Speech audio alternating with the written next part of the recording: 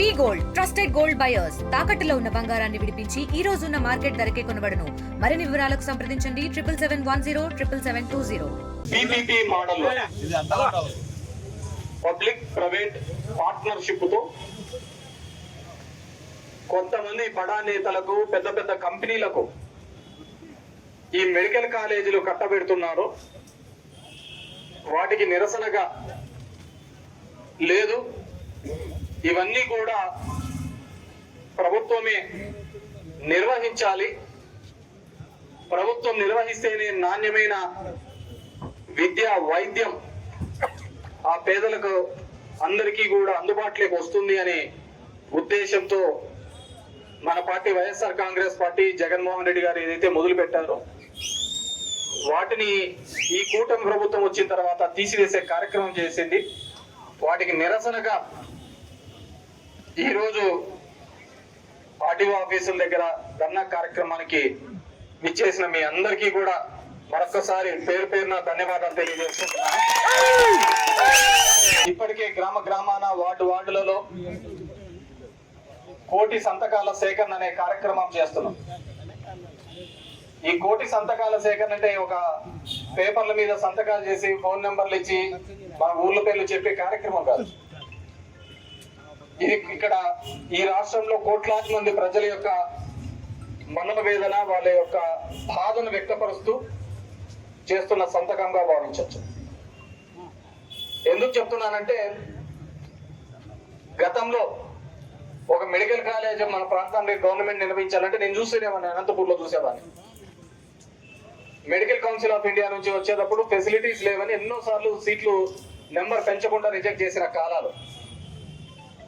ఈ రోజు అలాంటిది ఆంధ్రప్రదేశ్ చరిత్రలో ఇప్పటి వరకు కూడా స్వతంత్రం వచ్చిన తర్వాత కేవలం 12 మెడికల్ కాలేజీలు మాత్రమే ప్రభుత్వం చేత ఉంటే ఈ రోజు రాష్ట్ర ప్రభుత్వం జగన్మోహన్ రెడ్డి గారు వచ్చిన ఒకే ఒక 3 సంవత్సరాల్లో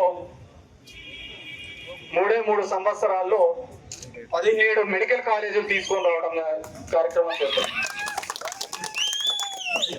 దయచేసి మీరు ఇక్కడున్న వైఎస్ఆర్సీపీ కార్యకర్తలు కావచ్చు, నాయకులు కావచ్చు, ప్రజలు అందరూ ఆలోచించండి. కేవలం మన మీద ఒక నింద వేసి జగన్మోహన్ రెడ్డి ఫ్రీగా ఇచ్చేస్తున్నాడు అని ఒక నింద మోపడం జరిగింది. ఏ ప్రభుత్వమైనా సరే చేయాల్సిన ముఖ్య కార్యక్రమాలు ఏదైనా ఉన్నాయి అంటే ఆ రాష్ట్ర ప్రభుత్వం యొక్క ముఖ్యంగా చేయాల్సింది ఏంటంటే విద్య వైద్యం. ఆ రోజు జగన్మోహన్ రెడ్డి గారి ముందు రాజశేఖర రెడ్డి గారు ఉన్నప్పుడు ఒక డాక్టర్ గా ఆయన ఒక పేరింటి వాడు సంవత్సరం కొన్నా ఖర్చు సంపాదించిన డబ్బులంతా కూడా కేవలం వాళ్ళ కుటుంబంలో ఎవరికో బాలేకపోతే ఆ వైద్యం చేయించడానికే మొత్తం తన సంపాదించిన డబ్బులంతా ఖర్చు పెడుతున్నాడు అనే ఉద్దేశంతో ఆరోగ్యశ్రీ అనే పథకం తీసుకోవడం జరిగింది. ఎన్నో వేల గుండెలు కాపాడిన సందర్భం. ఈరోజు అందరికి ఒక ధైర్యం, మనోధైర్యం. నువ్వు ఏడైనా కింద పడు జోబులో ఒక్క రూపాయి లెక్క లేకపోయినా 108కి ఫోన్ చేస్తారు, అంబులెన్స్ వస్తుంది, హాస్పిటల్ పోతే నీ ఆధార్ కార్డు, ఆరోగ్యశ్రీ కార్డు ఇచ్చేస్తేనే వాళ్ళు ఉచితంగా వైద్యం చేసే కార్యక్రమం. ఇది ఒక నమ్మకం, ఒక ధైర్యం కదా. మనం ఇచ్చేది ఏమి, ప్రజలకు ఇచ్చాల్సిన ఒక నమ్మకం, ధైర్యమే. ఈ ప్రభుత్వం ఉంది, నీకు ఏమి జరిగినా, ఎటువంటి ఇబ్బంది జరిగినా మేము తోడుగా ఉంటామనేది చెప్పేదే ఒక ధైర్యం. అది రాజశేఖర రెడ్డి గారు ఆ రోజు మొదలు పెట్టారు. ఈ రోజుకి అది ఎవరు వచ్చినా, అటు తెలంగాణలో కావచ్చు, ఇటు ఆంధ్రాలో కావచ్చు, ఎవరు వచ్చినా కానీ అది ఆరోగ్యశ్రీ అనే పేరు మీద నడుస్తుంది. దీన్ని చూసి కేంద్ర ప్రభుత్వం కూడా మొదలు పెట్టారు. అంటే మనం చేసే పథకాలు ఏ విధంగా ఉండాలి అనేది. అదేవిధంగా ఫీజు రియంబర్స్మెంట్ కూడా ఎంతో మంది లక్షల పిల్లలు ఉచితంగా చదువుకునే పరిస్థితి. పాస్ అయితే చాలు, ఎంసెట్ ర్యాంక్ వస్తే చాలు, సీట్ ఫ్రీగా వస్తా ఏదో దాంట్లో అని చెప్పేసి ఒక ధైర్యం కల్పించిన నాయకుడు ఎవరైనా ఉన్నారంటే అది కేవలం ఒక్క వైఎస్ రాజశేఖర రెడ్డి గారు. అది ప్రభుత్వం మీద ఉన్న నమ్మకం. ఈ రోజు దానికి 2 అడుగులు ముందుగా వేస్తూ జగన్మోహన్ రెడ్డి గారు ఆరోగ్యంలో కావచ్చు, విద్య వైద్యంలో కావచ్చు, ఎన్ని కావాలంటే అన్ని సంస్కరణలు తీసుకొని రావడం జరిగింది. దానిలో భాగంగానే ఈ మెడికల్ కాలేజీలు అన్ని తీసుకొని వచ్చే కార్యక్రమం చేసినాం. మనకేమంటే నేను ఎందుకు చెప్తున్నాను ఇక్కడ, మన నియోజకవర్గంలో ఎందుకు వివరించాలంటే మన నియోజకవర్గం నుంచే ఈ వైద్య శాఖ మంత్రి కూడా ఉన్నాడు ఇక్కడ. అత్తుల కుమార్ అతనికి మొదటి నుంచి కూడా లాబీయిస్టే కాబట్టి ఈ కంపెనీల దిక్కు ఎతకడంలో తప్పులే. కానీ ఈ రోజు నువ్వు ఒక నియోజకవర్గానికి ప్రజాప్రతినిధివి, ఈ రాష్ట్రానికి సంబంధించిన వైద్య శాఖ మంత్రివి. నీ టెన్యూర్ లో నువ్వు చేసిన కాలంలో ఏం చేసావు ఈ నియోజకవర్గానికి, ఈ రాష్ట్రాన్ని అంటే ఉన్న ప్రభుత్వ మెడికల్ కాలేజ్ అన్ని కూడా పీపీపీ మోడ్ లో అన్వేషణమని చెప్పుకునే దౌర్భాగ్యం. ఏం ఓడు వేయలే బతకడు. నేను మీ అందరికీ కూడా ఇక్కడ ఉన్న వాళ్ళందరికీ కూడా వైద్య విద్యలో ఈ ప్రభుత్వం మన ప్రభుత్వం ఉన్నప్పుడు ఏం చేసింది అనేది కూడా మీకు అందరికీ చెప్తాను. ఎందుకంటే అందరు చెప్పినట్టే మన ఊరికి నేను డబ్బులు పంచలేదు జనాలకి. అది వాళ్ళ ఉన్నత చదువు కోసం మన డబ్బులు ఖర్చు పెట్టడం జరిగింది. దగ్గర 8,400 కోట్ల రూపాయలతో 17 మెడికల్ కాలేజీలు స్థాపించే కార్యక్రమం చేశాం. 10,032 విలేజ్ క్లినిక్లు చేశాం. దాంట్లో 105 రకాల మందులు ఇప్పించే కార్యక్రమం చేస్తాం. మీ ఊర్లలో ఉన్నాయా లేదా విలేజ్ క్లినిక్లు? ఆడిద్దరు నర్సులు, ఒక డాక్టర్ వచ్చారా లేదా? పిహెచ్సీలని రెడీ చేశామా లేదా? ఒక్కొక్క పిహెచ్సీలు అప్పుడు ఎట్లుండేది, ఇప్పుడు ఎలా ఉండేది? మన ప్రభుత్వంలోనే చేసిండే. అదే విధంగా ఈడ చూసాం, జోగనగుంటలో ఒక పిహెచ్సి చూసాం, ఎర్రగుంటలో ఒక పిహెచ్సి చూసాం, అదే విధంగా రేగట్లో ఒక హాస్పిటల్ చూసాం. ఓ 30,000 జనాభా అంటే మన ధర్మవరం మున్సిపాలిటీ ఏర్పడినప్పటి నుంచి 3 ఉంటే కేవలం 3 సంవత్సరాల్లో ఇంకొక 3 అర్బన్ హెల్త్ సెంటర్ తీసుకొచ్చామా లేదా అని చెప్పి చూడండి. 399 కోట్లతో 528 అర్బన్ హెల్త్ సెంటర్స్ తీసుకొని రావడం జరిగింది. అదేవిధంగా 672 కోట్లతో 1125 పిహెచ్సీలు చేయడం జరిగింది. 168 సిహెచ్సీలు ఏరియా ఆసుపత్రులకు 1300 కోట్ల రూపాయలతో చెప్పింది. నేను కట్టించా ఇక్కడ 15 కోట్లతోనో 20 కోట్లతోనో ఒక హాస్పిటల్ కట్టించాను. నేను హాస్పిటల్లో వెళ్ళి చూసేటప్పుడు అక్కడ చూసా మదర్ చైల్డ్ హాస్పిటల్స్ అని. పల్లె బిడ్డలకు ఇబ్బందిగా ఉందని చెప్పేసి ఒక హాస్పిటల్ కట్టాను. నేను కట్టించినారో నన్ను మూసేసినారు. అదేదో కిడ్నీ డయాలసిస్ సెంటర్ పెట్టినారు. ఈరోజు చూసినామంటే ఈ హాస్పిటల్స్ లో ఇప్పటికే 20 కోట్ల రూపాయలతో నేనున్నప్పుడే పంపించిన ప్రతిపాదన. ఈ హాస్పిటల్ అయిపోయినాక మొత్తం ఇక్కడ షిఫ్ట్ చేసి దానికి అప్పుడు ఎందుకు గట్టి లేదంటారు. అది కూల్చాలంటే ఇంకో హాస్పిటల్ ఉండాలి కదా, దానికోసం ఇది తీసి అక్కడ కట్టించిన. ఇది మూసేసినారు. దాంట్లో మన పాత్రలో కూడా వాకిలేదు. పేరుకు మంత్రి నియోజకవర్గం, వైద్య శాఖ మంత్రి 3,820 కోట్ల రూపాయలతో పాత వైద్య కళాశాలలన్నీ అంటే గతంలో ఇచ్చిన 12 వైద్య కళాశాలకు 3,800 కోట్ల రూపాయలతో రెడీ చేద్దాం. మీ అందరికీ తెలియదు, తెలుసుకోవాలా, చెప్పాలా. 3,820 కోట్ల రూపాయలతో చేపించే కార్యక్రమం చేశారు. ప్రతి మెడికల్ కాలేజీ దగ్గర కూడా ఒక 600 బెడ్డెల హాస్పిటల్ కూడా ఉంటారు. 600 బెడ్డెల హాస్పిటల్ కూడా కట్టించడం జరిగింది. 78 కోట్ల రూపాయలతో 700 కోట్ల రూపాయలు 200 కోట్ల రూపాయలు పలాసలో వైఎస్ఆర్ కిడ్నీ రీసెర్చ్ సెంటర్ పెట్టించినాము 78 కోట్లతో. 272 కోట్ల రూపాయలతో 5 కడపలో 5 cancer mental health institute super speciality బ్లాకులు కట్టించినాం. అదే విధంగా వైద్య సిబ్బంది కొరత లేకుండా ఎప్పుడైనా సరే ఒక డాక్టర్ గా నేను పేదవాళ్ళకి చేయాలి, గవర్నమెంట్ హాస్పిటల్లో చేయాలి అనుకుంటే వాకింగ్ చేయించి డైరెక్ట్ గా చేయించాం. 1 కాదు 2 కాదు 54,000 ఉద్యోగాలు కేవలం ఈ మెడికల్ రంగంలోనే ఇప్పించినామంటే అర్థం చేసుకోండి. నా దగ్గరికి చాలా మంది వచ్చిండ అడిగినారు, మా పాప నర్సు సార్ మీరు చెప్తే అవుతుంది అని చెప్పి. ఏడైనా ఒక్క రికమెండేషన్ జరిగిందే? ఇప్పుడు ఉద్యోగం చేస్తున్న నర్సులు అడగండి, వాళ్ళకు మార్కులు వచ్చి వాళ్ళకైనా క్వాలిఫై అయ్యి రిజర్వేషన్ ఉంటే చాలా వచ్చేస్తానే. ఒక్క రికమెండేషన్ లేకుండా 54,000 ఉద్యోగాలు ఇప్పించిన ఘనత ఏదైనా ఉందంటే అది ఒక్క వైఎస్ఆర్ కాంగ్రెస్ పార్టీ ఇవన్నీ. ఆరోగ్యశ్రీ కింద 25 లక్షలతో వైద్యం చేయించినాం. పేషెంట్ సర్జరీ అయిపోయిన తర్వాత ఇంటికి పనికి పోలేడని చెప్పేసి అతను కూడా ఆరోగ్య ఆసరా అని చెప్పేసి తన అకౌంట్ లో 5,000 10,000 ఇప్పించేసిన. అవునా లేదా? చెయ్యి అతనికి 2 నెలలు 3 నెలలు రెస్ట్ ఉండాలా, పనికి పోలేదంటే ఆ రెస్ట్ ఉన్న కాలంలో కూడా డబ్బులు ఇచ్చినామయ్యా. ఆ రెస్ట్ ఉన్న కాలంలో కూడా డబ్బులు ఇప్పించే కార్యక్రమం చేసినాం. కొత్త ప్రాజెక్టులు వద్దు. నేను ఆల్రెడీ 132 మందికి ఉంటే 103 మందికి ఇప్పించినాను. మిగతా కోర్టు కేసు కూడా నేనే 30 సార్లు పోయింటా కోర్టుకి. అది ఇంతవరకు తొలగించలేకపోయినారు, అది ఇంతవరకు కట్టలేకపోయినా. నేను మొన్న చూసా కొట్రాలపల్లి రిజర్వాయర్ అని డబ్బులు ఇప్పి నేను అన్యాయం చేసినాను అన్నావు కదా. ఇప్పుడు 2 సంవత్సరాలు అయితే నేను ఏం న్యాయం చేసినావు? నిన్న పోయినా రామానాయుడు దగ్గర తెలుస్తేనే కదా ఏమి ఎక్కడ ఏంది, ఎవరికి ఏం అవసరం ఉంది అని చెప్పేసి. ఈ నియోజకవర్గ భౌగోళిక పరిస్థితులు ఏంది, ఇక్కడ ఏం అవసరాలు ఉన్నాయని చెప్పేసి. నీకు నియోజకవర్గం మీద ఎందుకు అంటే మెడికల్ కాలేజీలో అవి కట్టినాడు, బాత్రూమ్లు కట్టలేదు, హాస్టల్ కట్టలేదు. కట్టి గవర్నమెంట్ అనేది కంటిన్యూస్ ప్రాసెస్ కదా. ఎవరికో మంచి పేరు వస్తుందని చెప్పి దాన్ని చెడగొట్టడానికి ఎందుకు ప్రయత్నం? ఇప్పుడు బీజేపీ పాలిత రాష్ట్రాలు అన్ని ఉన్నాయి, అన్ని చోట్ల కూడా మెడికల్ కాలేజీలు వచ్చినాయి. గవర్నమెంట్ మెడికల్ కాలేజ్ కాకుండా అక్కడ ప్రైవేట్ కి ఎందుకు పీపీపీ మోడ్ లో ఎన్ని చోట్ల పోయినాయి కనుక్కోండి. మన ఛత్తీస్గఢ్ లో కూడా గవర్నమెంట్ మెడికల్ కాలేజ్ 2,000 కోట్లు 3,000 కోట్లు ప్రభుత్వం, మీ ప్రభుత్వమే ఉంది కదా. అంటే మిగతా బీజేపీ పాలిత ప్రాంతాల్లో ఎక్కడా లేదు ఈ పీపీపీ అనేది, కేవలం ఆంధ్రప్రదేశ్ లోనే.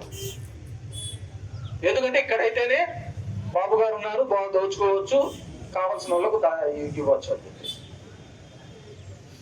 ఒకడు ఎమ్మెల్యే కావాలన్నా, ఒకడు సర్పంచ్ కావాలన్నా, ఒక మంత్రి కావాలి అన్నా కానీ ఎంతో మందికి దక్కే అవకాశం ఒకరికి దక్కుతుంది.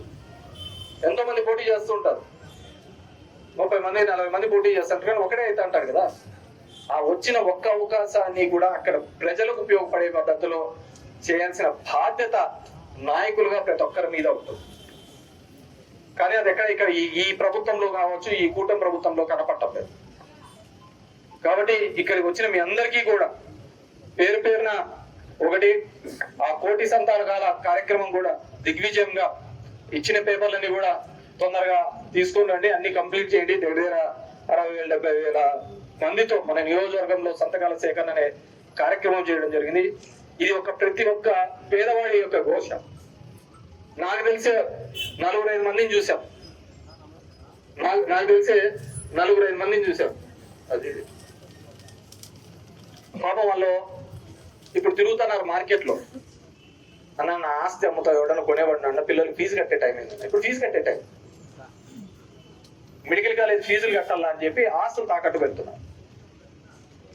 మొన్ననే చూశారు, బోడే ప్రసాద్ అని చెప్పేసి ఈయన ఎమ్మెల్యే, పెనమలూరు ఎమ్మెల్యే. ఆయన మొన్న రాసినాడు, ట్విట్టర్ లో పెట్టినాడు పాపం లోకేష్ కి. ఇట్ ఈస్ మిస్ మంగళగిరి హెఫీసాబా ఏంజల్ అనే పాప, డాటర్ ఆఫ్ డేవిడ్ రాజు. ఈమె పెనమలూరులో చదువుతోందంట. పాపం ఇక్కడ సీట్ రాక, ఆ డబ్బులు పెట్టుకోలేక, పేమెంట్ డబ్బులు పెట్టుకోలేక, నేను రాసిన మీ ఎమ్మెల్యే రాసిన లెటరే, మీ ఎమ్మెల్యే ట్విట్టర్ లో పెట్టినది నేను పెడుతున్నా. ఆ పాప ఫిలిప్పైన్స్ లో ఎంబీబీఎస్ కోసం పోయింది, డబ్బులు కట్టి. ఇక్కడ ఫీజులు కట్టుకోలేక, ఇక్కడ కోట్లాది రూపాయలు ఫీజులు కట్టుకోలేక ఫిలిప్పైన్స్ కి, చాలా మంది చైనాకి అంతా పోతూ ఉంటారు. మళ్ళీ ఆడ పోయి రాసొచ్చి ఆడ పాస్ అయినా మళ్ళీ ఏదో ఒకటి ఎగ్జామ్ రాయాల. ఆ పాప రాసింది, సన్ ఆఫ్ డేవిడ్ రాజ్ అనే రాసి ఎమ్మెల్యే రాసినాడు. షీ వెంట్ టు మినామార్, అంటే అక్కడ పార్ట్ టైం జాబ్ చేసుకోవడానికి ఒక ప్రాంతం లేకపోయింది, మినామార్ అనే ప్రాంతం లేకపోయింది. పోయి అక్కడ పని చేసుకుంటున్నప్పుడు అక్కడ ఎందుకు ఆమె రాసినారు, she went to Myanmar for part time work in order to pay semester fees and has been stuck in military camp at Myanmar. Many students are there in the same situation. మినామార్ అనే ప్రాంతం లేకపోతే ఆ ఫీజులు కట్టుకోవడానికో లేకుంటే part time job చేసుకోవడానికి వెళ్తే ఒక MBBS student అక్కడ మిలిటరీ క్యాంప్ లో స్ట్రక్ అయిపోయినాను, ఇబ్బందికరమైంది, నాతో పాటు చాలా మంది విద్యార్థులు ఉన్నారు ఇక్కడ అని చెప్పి బోడే ప్రసాద్ అనే పెనమలూరు ఎమ్మెల్యేకి ఆమె చెబితే ఆయన ట్విట్టర్ లో పెట్టాడు, my humble request to kindly facilitate her to return to her home town అని చెప్పేసి, ఇంటికి రావడానికి ఆమెకు అరేంజ్మెంట్స్ చేయండి అని చెప్పేసి మీ ఎమ్మెల్యే రాశారు. అలా వందలాది మంది విద్యార్థులు అక్కడ ఇబ్బంది పడుతున్నారు. ఎందుకు వచ్చింది ఆ కష్టం? ఫిలిప్పైన్స్, చైనా, కర్ణాటక ఇక్కడ అందరికీ కూడా ఎందుకు పోయే చదువుకోవాల్సిన పరిస్థితి వచ్చింది? కోట్లాది రూపాయలు ఫీజులు, మెడికల్ ఫీజులు ఏం లక్షల్లో ఉండదు, ఆయన కోట్ల రూపాయల్లో కట్టాల్సిన పరిస్థితి. బి కేటగిరీ వచ్చినా 20 లక్షలు 30 లక్షల సంవత్సరానికి. అంత ఇబ్బంది పడుతున్న పరిస్థితిలో ఉంటే ఇక్కడ మన రాష్ట్రంలో ఉన్న గవర్నమెంట్ మెడికల్ కాలేజీలను తీసేసి నువ్వు ఎవరికో దారాదత్తం చేయాలనే ఆలోచన ఎంతవరకు ఆలోచన మీరే చెప్పండి. మీ ప్రజలందరూ ఆలోచించుకోరు. నేను చాలా మంది మేధావులు మాట్లాడుతుంటారు. లోక్సత్తా జయప్రకాష్ నారాయణ కావచ్చు, చాలా ఒక మేధావి ముసుగులేసుకొని వాళ్ళకి మొత్తం అంతా తెలుసని చెప్తారు. ఏమైపోయినారు? ఆ రోజు వచ్చినప్పుడు చెప్తారు కదా, జగన్ మీద అయితే ఒంటికాల మీద వస్తుంటారు కదా. మరి ఈ రోజు ఎందుకు రాష్ట్రంలో ఒకటే ప్రాంతంలో అమరావతి లాంటి ప్రాంతంలో వేలాది కోట్ల లక్షలాది కోట్ల రూపాయలు ఖర్చు పెడుతున్న వల్లనే ఈ రోజు మిగతా మెడికల్ కాలేజ్ లాంటివి కూడా కట్టలేకపోతున్నారు అనే పరిస్థితి ఎందుకు చెప్పలేకపోతున్నారు? మాట్లాడాలి కదా. జనం అంతా మనం మాట్లాడుకోలేరా ఇంత అన్యాయం జరుగుతుంది అని చెప్పి. ఇలా ఎంతమంది పిల్లలు వేరే దేశాలకు కానీ వేరే దాంట్లోకి పోయి ఆస్తులు అమ్ముకొని పిల్లల్ని చదివిస్తున్నాం. ఆ మనోవేదన ఎంతమంది కూడా ఇక్కడ ఉన్న వాళ్ళలో కూడా ఉండొచ్చు. ఒక నాయకునిగా ఒక రాష్ట్రానికి అధిపతిగా నువ్వు చేయాల్సింది ఇది కదా. కాబట్టి మీ అందరినీ కూడా ఈ రాష్ట్ర ప్రభుత్వాన్ని కూడా కోరడం తప్పేం లేదు. ఏదో జగన్మోహన్ రెడ్డి ధర్నా చేసినాడనో ప్రజలందరూ సంతకాలు చేసినారని చెప్పేసి వాళ్ళందరూ ఉన్నారు కదా నేను ఎందుకు ఎనికి తగ్గాలనే భావజాలు భేషజాలు వదలండి. తప్పేం లేదు, ప్రజల కోసమే. ఒక తప్పు చేస్తూ ఉంటాం రాజకీయాల్లో కాబట్టి మన మానవ సహజ తప్పుదాలు చేస్తుంటాం, మళ్ళీ దాన్ని సరిదిద్దుకొని పోతుంటాం. కాబట్టి అవి సరి చేసుకోవాలంటే ఖచ్చితంగా కూడా ఈ పీపీపీ మోడ్ లో ఉండడం వల్ల ఎందుకు ఏదో ఒకటి ఆశ లేకుండా ఎందుకు హాస్పిటల్ కి డబ్బులు కడతారు చెప్పు. అతను 200 కోట్లు పెట్టాలి కదా. ఎవరికైతే టెండర్లలో వచ్చిందో అతను 200 కోట్లు పెట్టాలా. 200 కోట్లు పెట్టి అందరికీ ఉచిత విద్య ఉచిత వైద్యం అందిస్తాడా? అందిలేడు కదా. అతను ఎంతో కొంత ఛార్జ్ చేయాలా హాస్పిటల్స్ నుంచి, పేషెంట్ల దగ్గర నుంచి డబ్బులు వసూలు చేస్తేనే అతనికి కూడా గిట్టుబాటు అవుతుంది. అదే ప్రభుత్వం కడితే ఉచితంగా చేయొచ్చు. కాబట్టి దయచేసి ఇప్పటికైనా కానీ మీరందరూ కూడా ఆ నిర్ణయాన్ని వెనక్కి తీసుకోవాలని చెప్పేసి కోరుకుంటూ, ఇక్కడ వచ్చిన మీ అందరికీ కూడా వైఎస్ఆర్సీపీ నాయకులకు అందరికీ కూడా మనం చేసినది కోపల్లకు చేశాం. మనం చేసిన పనిని తల ఎత్తుకొని కాళ్ళ ఎగేసుకొని తిరిగేంత ఏదైనా ఉంది అంటే అది కేవలం ఒక వైఎస్ఆర్సీపీ. ఎవరికి లేదు.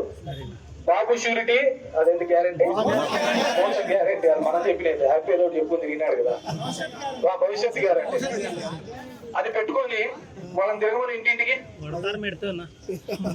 తిరగమను పోయి జమ్మా మేము ఇది చెప్పినాం, ఇంటికి 10 లక్షలు వచ్చాది 15 లక్షలు అని చెప్పిందో 2 లక్షలు వచ్చినాయని తల్లి అని చెప్పి టిక్ వేసుకుంటా తిరగమను చెప్తాను. 50 ఏళ్ళగా పెన్షన్ ఇచ్చా అన్నావు కదా, మరి 50 అయినా అంటావు. 10 ఇచ్చా అన్నావు కదా. ఎంజనం అంటే ఎంజనానికి అది ఎంత జనం నోటికి ఎంత వచ్చి అంత చెప్పేటప్పుడు అది ఎంత జనం అయితే ఎంత చెప్తా ఉంటాను. కాబట్టి ధైర్యం ఉండాలి. జనం దగ్గరికి పోయి మాట్లాడాలి అన్నా చెయ్యాలి అన్నా ధైర్యం ఉండాలి. మన పథకాలు చేసినాము, వివరించినాము, అన్ని చేసినాం కదా. సరే మనిషిని నడిపించేది ఆశ అవకాశం దానికి ఉంటుంది కానీ ఇంకోటి కొత్తగా ఏదైనా వస్తుందని చెప్పి ఇప్పుడు తిరగమని చెప్పు. మనం డైలీ తిరుగుతా అంటే సత్య వచ్చినాడు 3 రోజులు పడవలో దిగిపోయినాడు. దాంట్లో అంటాడు చూడు అమ్మ మెరుపు దిగాడు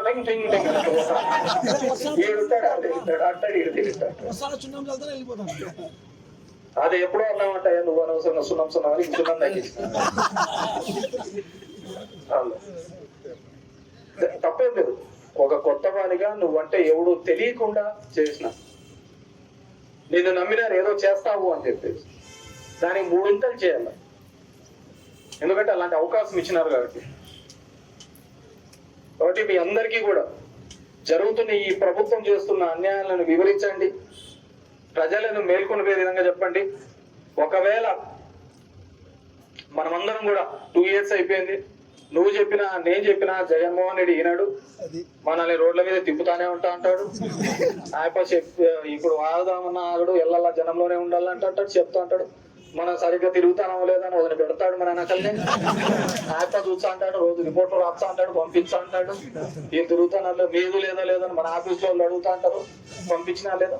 కష్టమైనా నష్టమైనా ఇబ్బంది అయినా చేయాల్సిందే. 108 సర్వీసులు అందరూ చూపిస్తూ ఉంటే కరోనా టైంలో ఒక్కటేసారి 768 108 సర్వీసులు కుయ్ కుయ్ కుయ్ కుయ్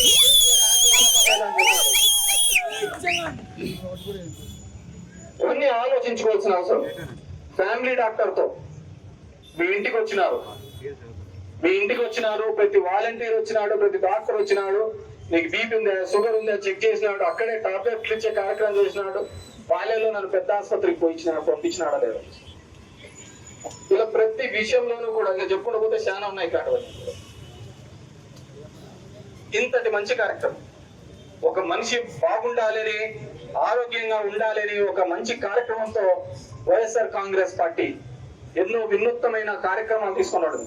మన దరిద్రం ఏంటంటే చేసినది చెప్పుకోలేకపోయినా, ఆ చంద్రబాబు చెప్పే అబద్ధాలను కూడా ఖండించలేదు. దౌర్భాగ్యమైన పరిస్థితి. మొన్న అంత వెనకాడ వేరే కూర్చుంటారు, అంత మధ్యన కాడ అవతలాడు చెప్తాను కొట్టారు. రే పనికి వాళ్ళ కూడా కలరా ఇవన్నీ చేసిన మీరు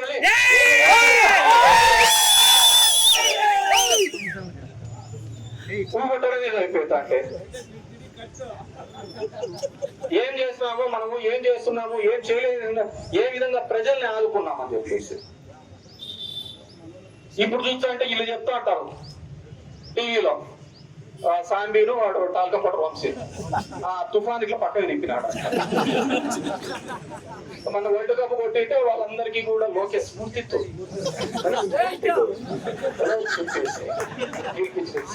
నిజమండి, వాళ్ళందరికీ స్ఫూర్తి అంటాయి. ఇవన్నీ ఇనేదట్ల పరిస్థితి ఉంటే మన చెప్తాను, మా కరోనా టైంలో మాస్క్ వేసుకో కూడా తిరిగినా చచ్చిపోయినా సరిపోయేది. ఈ చరిత్ర అంతా ఈయన ఏంటో పెద్ద ఉద్ధరించే వాళ్ళకు మాస్క్ వేసుకొని ఇంట్లోంచి బయటకు రాకుండా ఉంటుంది. ఈ కూతలన్నీ నాకు వచ్చా అంటే చంద్రబాబు కూతలు, లోకేష్ బాబు కూతలు, ఈ సాంబి టాల్కం పౌడరు, తుఫాన్లు తిప్పేస్తారు, సముద్రాన్ని గోడలు కడతారు వీళ్ళు. మన దరిద్రానికి ఇవన్నీ కూడా ఇంత ఈ విధంగా ఆ నిజం చెప్పలేకపోయినాం, చేసిన మంచిని చెప్పలేకపోయినాం, వాళ్ళు చేసే ప్రచారాన్ని అడ్డుకోవడంలో కూడా మనం విఫలమైన ఏమంటే వాళ్ళు కింద నుంచి ఒకటే నేరేటివ్ తీసుకొని వస్తారు. వాడు దానికి మనం ఊగొట్టడం తప్ప ఖండించలేని పరిస్థితిలో మనం కూడా ఊరికి ఇంటానో ఇంటికి వస్తున్నాం. నువ్వే మన పార్టీ కాబట్టి ఇందా ఊరుకున్నావు నమ్మలే, కానీ జనాలు ఉంటారు కదా, నీకు సొంతంగా కరోనా టైంలో వచ్చి వైద్యం చేయించినది మర్చిపోతుంది, నీకు ఇబ్బంది ఉన్నప్పుడు వచ్చి నీకు సహాయం చేసినవని మర్చిపోతుంది. కరోనా టైంలో డబ్బులు లేవని చెప్పేసి ఎక్కడ జగన్మోహన్ రెడ్డి ఆపలేదే. నువ్వు పనికి పోకపోతుంది, నువ్వు మగ్గం లేకపోతే, నువ్వు కూలికి పోకపోతే, బయటికి పోతే సస్తావని చెప్పి అలాంటి ఇబ్బందులు ఉన్నాగా నీ అకౌంట్ లో డబ్బు వచ్చి పడిందిరే. నీ కుటుంబం ఆర్థికంగా గానీ ఇంకో విధంగా గానీ ఈ అసమానతల్లో ఇబ్బంది పడుకోకుండా నీ కుటుంబానికి ఈ రోజు న్యాయం జరిగిందా లేదా అవన్నీ మర్చిపోతుంది. కేవలం గాలి కూతలేని పోతా అంటే కాబట్టి ఈరోజు నేను అంతగా మెడికల్ లోనే విద్యలో ఎన్ని చేసినామో మీ ఊర్లలో స్కూల్లో పోతే తెలుస్తుంది, మీ దాంట్లో పోతే తెలుస్తుంది. కాబట్టి ఇంత విధంగా కూడా ప్రజల్ని మోసం చేస్తూ మభ్య పెడుతూ నేను ఎప్పుడు చంద్రబాబును తప్పు పట్ల, ఆయన నేచర్ అయితే 4 సార్లు ఇట్లా అబద్ధాలు చెప్తాడు వస్తున్నాడు. ఈయన మనకేమైంది, ఈయనకే ఏమైంది, మనకి ఇచ్చినాడు కదా, గుర్తుంది కదా, అతను చెప్తానాడు, ఇంటానా, ఊగొట్టానా, వస్తానా, మళ్ళీ ఏదో ఒకటి ఆశ పెడతాడు, ఆశను నమ్ముతానా, వస్తానా, ఇలాగే బతికేస్తా అంటాం, ఇలాగే చేస్తా అంటాం. నిన్న మొన్న చెప్పినాడు, ఇప్పుడు నేను కేతిరెడ్డి 3.04 అందరికి వచ్చేసినాయి, వచ్చి ఇట్లయితుంది ఇదైతుంది మేమంతా ఇది చేస్తాము. సత్య కూడా ఏదో స్టేట్మెంట్ నన్ను ఇది చేస్తా, నన్ను కాదు నాయనా, నీ జాగిలాలను కంట్రోల్ పెట్టుకో, నీ జాగిలాలను కంట్రోల్ పెట్టుకో. మేమేం నీకేం ఓటేయలే, నీకు ఓటేసినారు, నువ్వు పొడుస్తావని, నువ్వేందో చేస్తావని నేను బాగా నమ్మి దగ్గర 1,00,000 దాకా ఓట్లు పడినాయి, 600 ఓట్లు కూడా పడింది. అది ఎట్లా పడినాయో ఏమో ముందు వాళ్ళకి చెప్పునేది చేయి,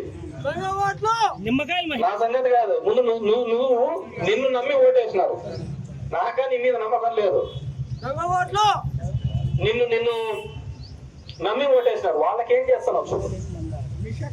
ఈరోజు రోజుకొకరు మగ్గం గుర్తులో దిగి మగ్గం నేయాల్సిన కార్మికుడు ఈ రోజు ఆ మగ్గంకి ఉరేసుకోవడం చనిపోతున్న సందర్భం, రోజుకు ఒకటి చనిపోతున్నారు. పండించిన పంటకు గిట్టుబాటు ధర లేదు. ఇప్పటికి సంవత్సరం అయితే అది గాలివానలు వచ్చి పడిపోయింది. ఈ తాడిమరి ముదుగుంప ప్రాంతంలో అంతా చెట్లు పడితే రూపాయన పడిందేవాడు,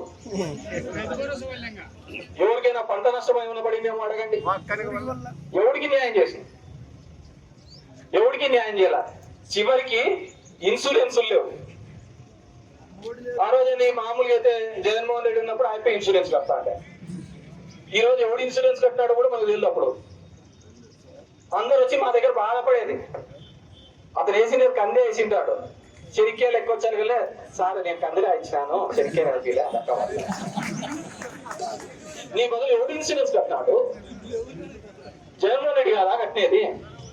ఇప్పుడు అడిగేదికే లేదే. ఇప్పుడు అడిగేవాడే లేడు, చెప్పేవాడు లేడు, చేసేవాడు లేడు. మనం చేస్తున్నట్టు కాదు మనకి ఇవన్నీ. అదే మేలు. లాస్ట్ నీ దాంట్లో పక్కన పాపం జయశ్రీ అక్క ఈవిడ చేనేతలందరి దగ్గర కూడా వసూళ్లు చేస్తున్నారని ఆమె రాసింది చంద్రబాబు లెటర్. పాపం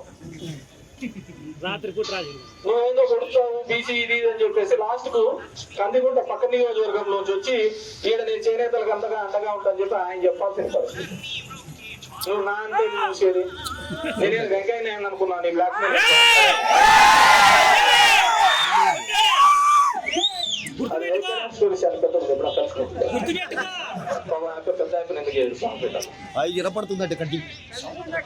మేము ఏదైనా చెప్పినా కానీ నేనేదో చేసినా కానీ మళ్ళీ నీకే ఇబ్బంది. నాదేంది లేదు, నన్ను ఎట్లా గబ్బు బట్టీలో పట్టించి పడేసినారు, నాదేం పోయేది లేదు. నేను చేయని దానికి ఏది దానికి అన్నిటికీ ఏదైతే చేసినా నాకేం అయ్యేది కాదు. నువ్వే కొత్తగా వచ్చినావు, ఈ బీహార్ వాళ్ళు కంప చెట్లు కొట్టుకున్నట్టు అనమాట. ఊళ్ళో కొట్టుకుంటావు గొగ్గుల వాళ్ళు చూసినావు కదా, మళ్ళీ ఇంకో ఊరికి పోతావు. ఇది ఉండేవాడు కాదు పెట్టేవాడిని కాదు,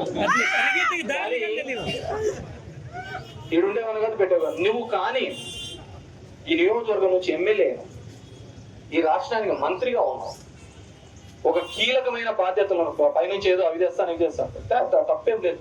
నువ్వు ఇన్ని తీసుకొని వచ్చి మేము ఎక్కడ మీకు అడ్డం పట్టాం లేదు. కానీ మాటల్లో కాదు నేను చేతల్లో చేయదు. ఏదన్నా ఉంటే మాటల్లో తెచ్చేది ఏమంటే ఎన్నైనా చేస్తా అంటారు. కాబట్టి మీ అందరినీ కూడా సత్యకుమార్ గారిని కూడా కోరుకునేదంటే, నీకు ఓటు వేసి నియోజకవర్గంలో ఉన్న వాళ్ళు ఎన్ని ఇబ్బందులు పడుతున్నారో వాటిని గుర్తించక ఏదో నీ పిఏలతోనో ఇంకోటితోనో కాదు, తిరుగు. ఎలక్షన్లు అయిపోయినాక ఇద్దరు 10 రోజులన్నా ఈడు ఉన్నాడా? ఒక వారం ఉన్నాడా లేదా?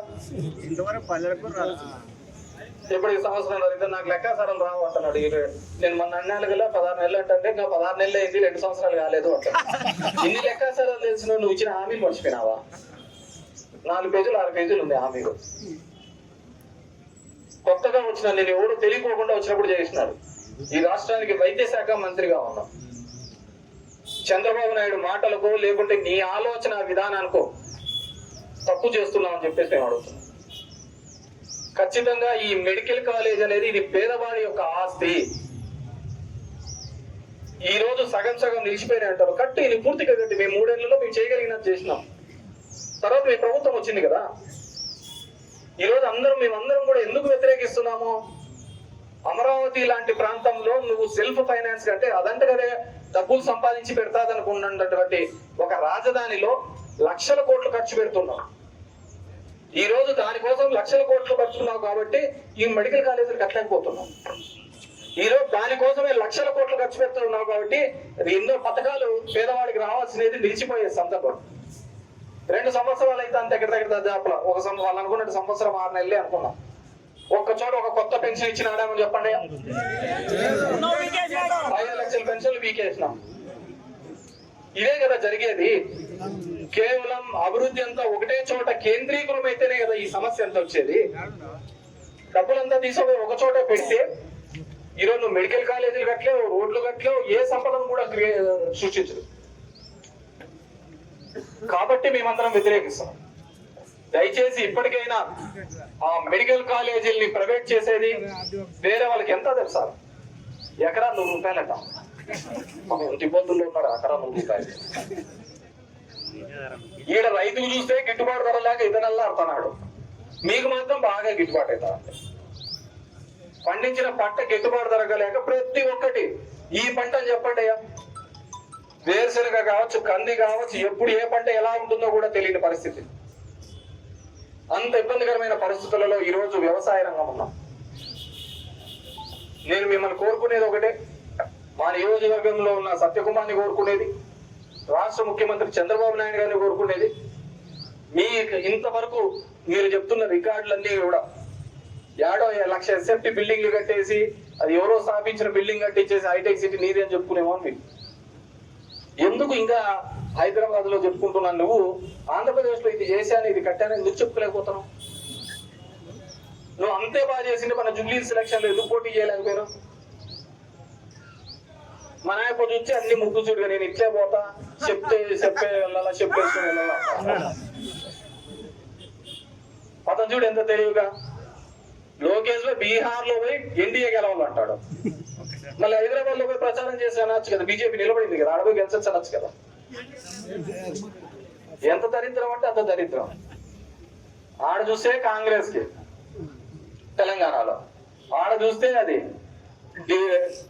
ఢిల్లీలో ఉన్న మోడీని చూస్తే మొన్నటి వరకునే ఏంది మోడీ హూ ఆర్ యూ అని, ఈరోజు చూస్తే విశ్వగురు నువ్వు అని కరెక్ట్ టైంలో తగిలినాడంట. తగిలాల్సిన టైంలో తగిలినాడంట. మన చదువుకున్నారు వీళ్ళంతా ఈ దరిద్రాలు. అదే చెప్తాను, అప్పుడు కరోనా టైంలో మాస్క్ వేసుకుంటే తీసేసి ఈ దరిద్రం ఇదే పాపం కూడా ఉండేది కదా. Local to global news at your fingertips. మీ చేతిలో ఒక ఆయుధం. Download Raw TV app.